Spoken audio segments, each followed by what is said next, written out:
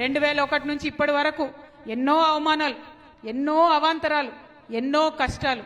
ఇదే కాంగ్రెస్ పార్టీ 2004లో మనతో జట్టు కట్టింది.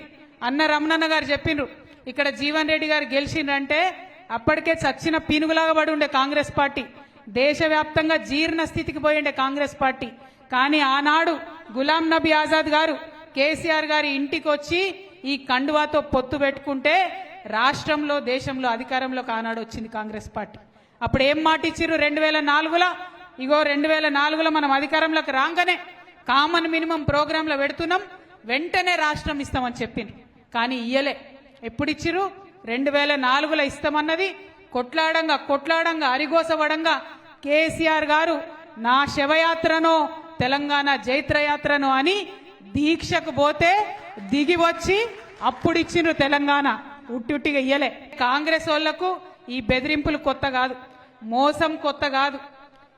ఆనాడు 2004లో మనని మోసం చేసిరు, మళ్ళా ఇవాళ 2024లో కూడా తెలంగాణ ప్రజలను మోసం చేసిరు. ఒక్క మాట ఒక్కటి కూడా వాళ్ళు ఇస్తామన్నది ఇచ్చినటువంటి పాపాన పోలే. ఏమిచ్చిరయ్యా అంటే ఫ్రీ బస్ ఇచ్చినాం మహిళలకు అంటారు. ఫ్రీ బస్ ఇచ్చిరు, సంతోషం. ఫ్రీ బస్ ఇస్తే బస్సులు పెంచుతారా తగ్గిస్తారా? ఎవరన్నా బస్సులు పెంచాలి కదా, సౌలత్ మంచిగా చేయాలి కదా, మహిళలు ఆత్మగౌరవంతో తిరిగేటట్టు చేయాలి కదా. ఇలా పరిస్థితి ఉన్నదా? టికెట్ కొనుక్కున్న మగవాళ్ళకు సీటు దొరుకుతున్నదా బస్సులల్లా? ఎక్కడన్నా ఆపుతున్నారా బస్సులు స్టాప్లల్లా? వికలాంగులు ఉంటే వాళ్ళు చెయ్యి ఊపినా కూడా కనీసం బస్సు ఆపకుండా పోయేటటువంటి పరిస్థితి.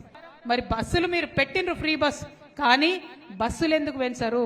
మా ఆడబిడ్డలు సౌకర్యవంతంగా కూర్చునేటట్టు ఎందుకు చేస్తలేరు? ఒక బస్సు ఇచ్చి మిగతా ఎగబెడతామంటే మరి మనం చూసుకుంటా ఊరుకుందామా? బస్సు ఇచ్చినాం కానీ బంగారం ఇయ్యమంటాడు రేవంత్ రెడ్డి గారు. విందామా? అట్లనే చూద్దామా? వద్దా బంగారం? మనకు తులం లేదు, మాసం లేదు. ఒక బస్సు ఇచ్చిరు, బంగారం తుసు చేసిరు. అవునా కాదా?